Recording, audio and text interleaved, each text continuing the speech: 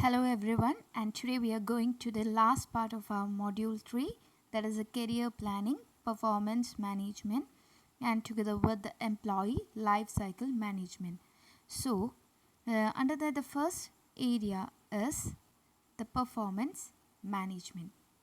So, the term performance management, from the term performance, means that is the behavior and the result that is an organization which is expecting from the employee. So, the proper performance management is important. That is how an employee is performing his task within the organization plays a greater role in each and every organization and its survival existence. So, the performance has to be measured in a proper manner. And Brumpanch in the year 1988 defined the performance as both behavior and result. So, behavior includes that is how well the performer performs and transforms his abstractions into action. So, the action of the employee is considered under this particular method. Not just the instruments for result, but behaviors and outcome. That is whether everything is going in a right way, and if it is not in a right way, taking the corrective action. It's the main aim of performance management. So, the products of mental as well as physical effort that is applied to a task can be judged through this method. The key and successful ingredients for the performance management are as follows. The first and foremost thing that we need is the committed leadership. There should be a committed leader to control these employees and make them to perform in a well organized manner. Second, there should be a transparent performance information system, and also they should try to build a competency based development plan for the employees within the organization, and it also should be able to provide an effective and multi-source feedback mechanism to discuss and address the performance issues.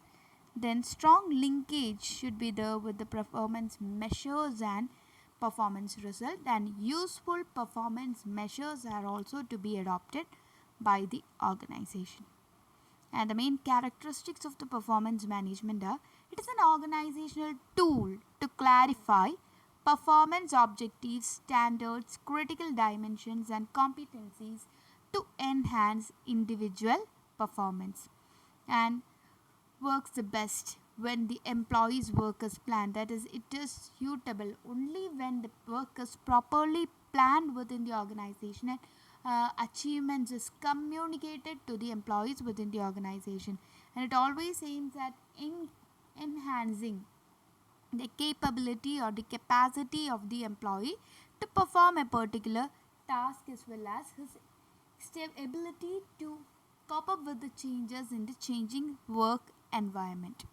And it is always a systematic and holistic approach to identify critical dimensions of performance, and it also helps to find out what is the critical organization systems like leadership development, succession planning, etc., and it considers all input, process, output, as well as the outcome, and transforms the organizational objectives and strategy into a measurable action plan by getting the right information from the right person for the right time and in the right format. So he gives a clear cut idea for each and every employee, that is what an organization is expected to do from him and how his work is coordinated towards the attainment of organizational objectives. And after the performance management, the next important topic is the career planning. Career, which is very important for every individual's life. Everyone will be having some sort of career goal while they are joining the organization. So career planning, it's a process of selecting the career goals and path to attain these goals. So it not only aims at selecting the career, it helps the employees to attain or reach that goal that he wished to attain. So the major focus of this career planning is to supporting the employee to have a better personal goal and opportunity for them to attain such career. So career planning plays a very vital role in every person's life, and it is needed for because of the following reason. The first one, it provides a goal and path to the employees, that is it gives an idea about where he is and where he have to reach. It also helps to develop his competency, that is instead of sticking on to a particular job, it gives an idea, that is what is my ambition and where I have to reach, that will be given by this. And it helps to improve the creativity of the employee, that is career planning or career growth is possible only the employee is growing, so it makes him to more creative. And employee retention, if an organization is supporting an employee to attain his goals, then automatically that employee will be retaining to that organization instead of leaving it, because in the mind of the employee they will be having the sense that the organization is supporting me, so I should stick on here for my future growth. And it's also a great motivation to the employees for having a better career growth. So these are the main reasons for the career planning, and the objectives of the career planning are as follows.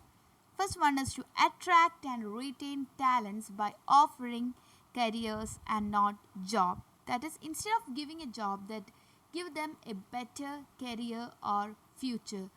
So automatically that employee will be sticking to the organization. Second, use human resources effectively so that it can be used in a productive manner. And the proper career planning will be helping to retain the employee rather than increase turnover in the organization. And it also helps the employee improve the employee morale and motivation. And together with it helps to meet the immediate and future human resource needs of the organization on a very timely basis. So these are the objectives of the career growth or career planning. So it always gives an outcome or an idea to the employee that what he have to attain in his personal life. So this will also give him a support to attain the personal goals, and personal growth is also possible with the help of this particular method of career planning rather than they are sticking on to a particular job. Then these are the process involved in the career planning. That is, first one is to identify the individual needs and aspirations. That is, most of the individuals does not have a clear-cut idea about their career aspiration, anchors and goals. The human resource professionals must therefore help an employee by providing as much as information which is possible, showing that what kind of work would suit the employee most, taking his skills, experience and attitude into account. Such an assistance is extended by the help of the workshop, seminars, and even the psychological test simulation exercise will help to bring out where this particular employee can excel in this particular career life. And the basic exercise is to help an employee to have a clear view about what he should do to have a better career within the company. And after identifying the individual needs and aspiration, there comes a second step, that is analyzing career opportunities. So once the career needs and aspirations of the employees are known, the organizations has to provide career path for each position. So career path shows the career progressions possibilities clearly. They indicate the various positions that one could hold over the period of time. If one is able to perform well, the career path change over time, of course in tune with the employee's need and organizational requirement.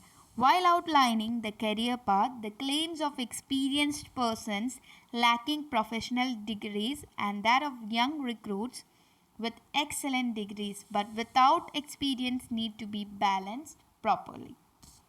The third one is aligning needs and opportunities.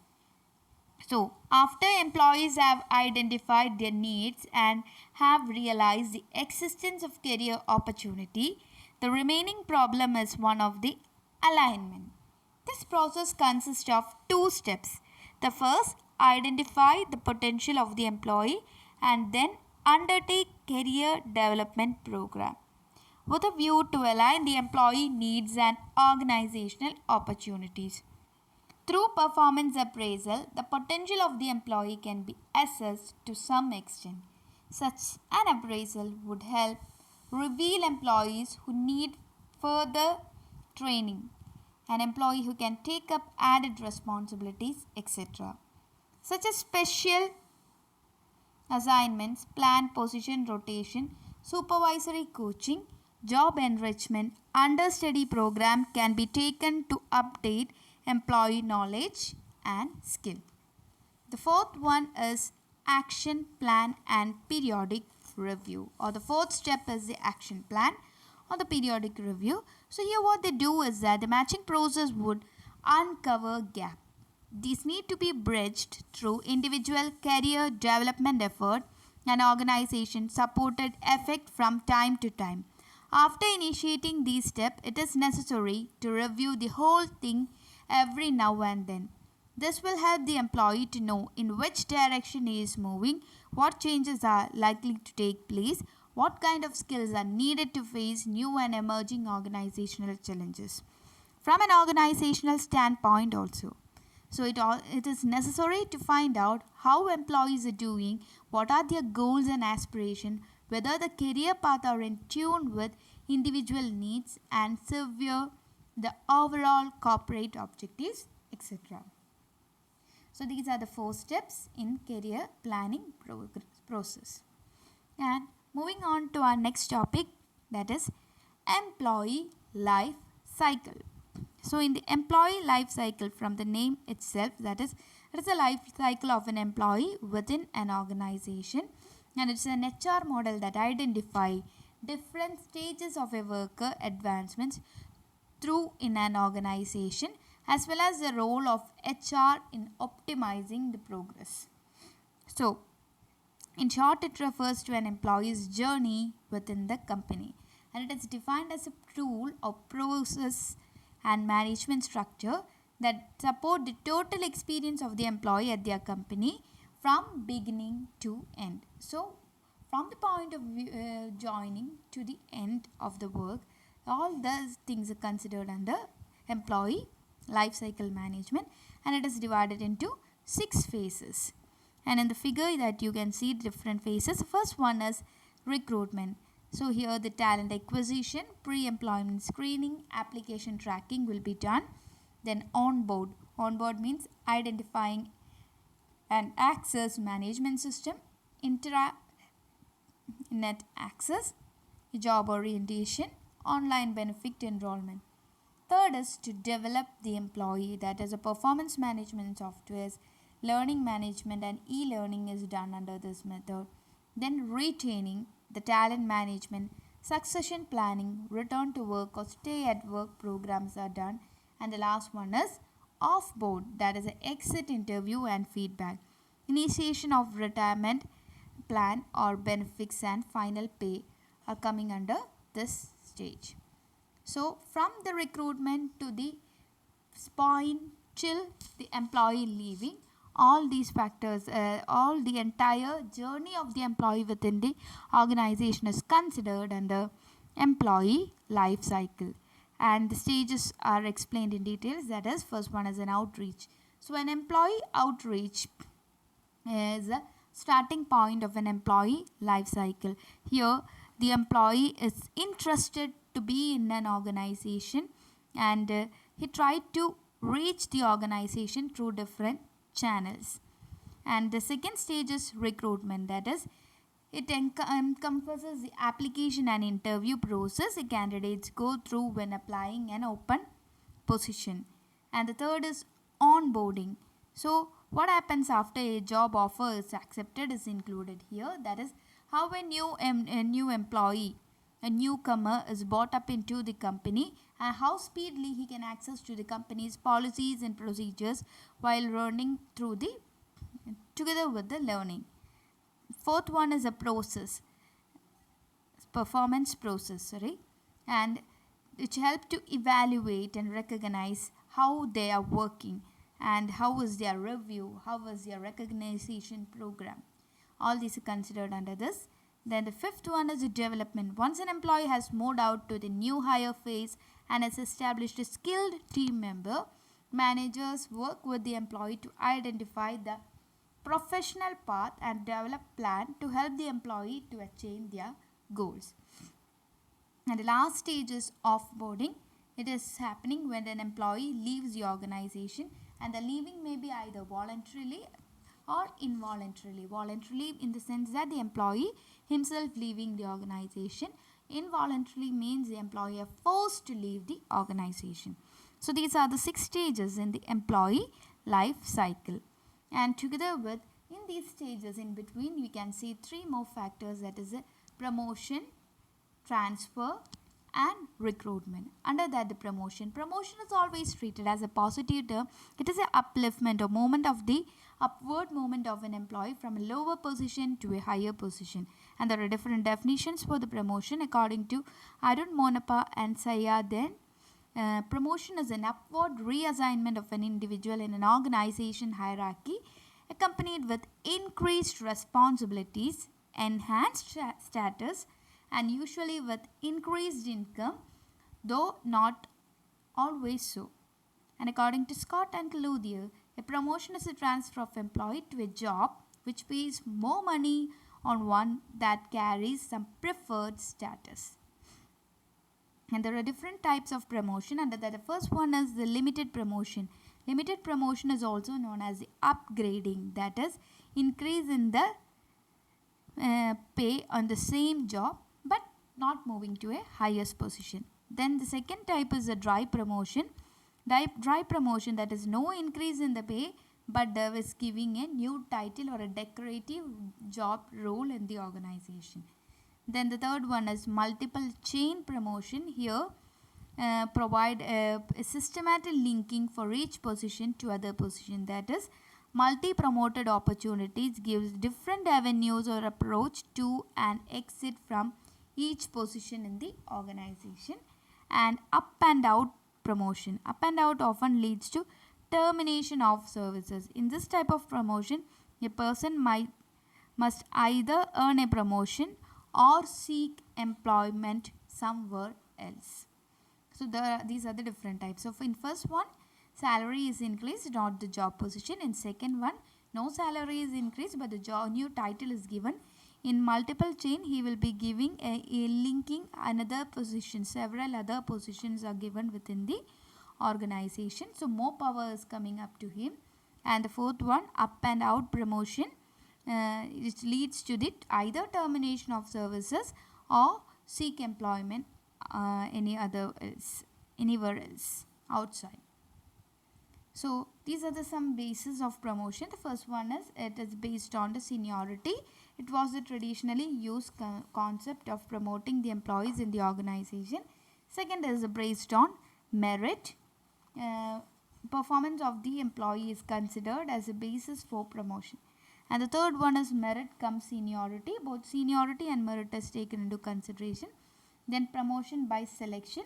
The group will be selected and on the basis of that promotion is given. A time bound promotion, that is out after a particular period, a completion of a particular period, the promotion will be given. Then temporary promotion. The promotion will be given for a short period of time and once the process is complete, the promotion will get cancelled. And there comes the next topic is demotion, which is the just opposite of promotion, that is downgrading or sending an employee to the lower position than he is holding. So here the job will be reduced, the responsibility is reduced, compensation is reduced as well as the status is reduced. It is often treated as a punishment method for the inefficiency and incompetence of a person.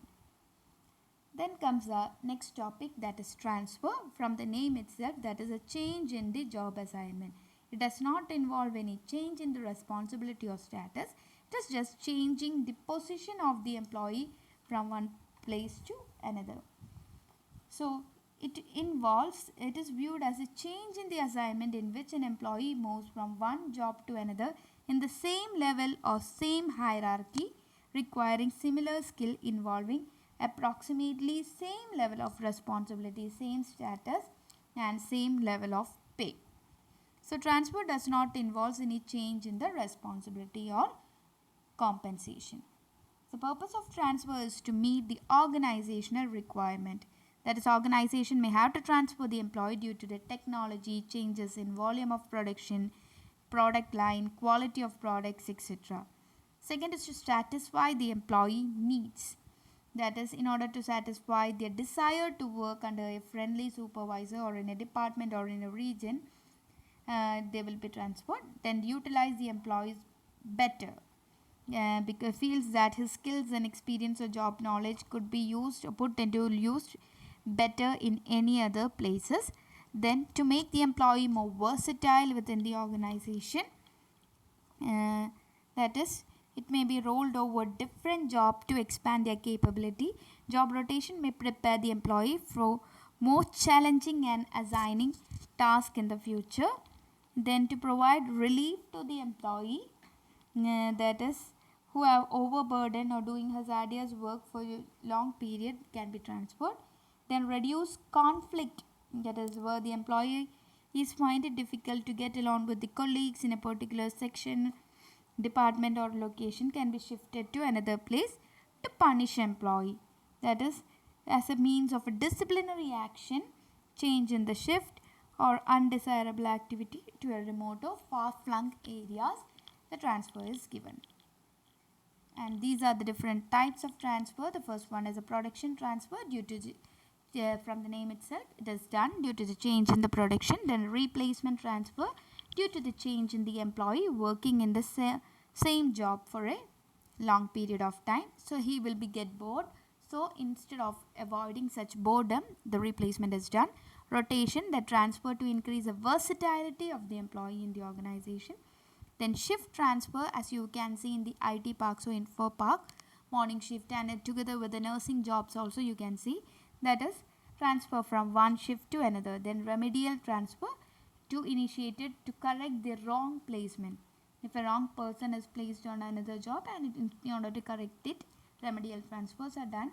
Then penal transfer, to punish or for taking the disciplinary action. This method is used.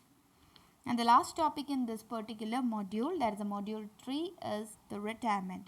Retirement is when a person stops working after the service of a certain period of time. That is, the person is going to leave the organization after a particular period of service, and it may be used to the attainment of an age prescribed or due to some health issues or any other conditions.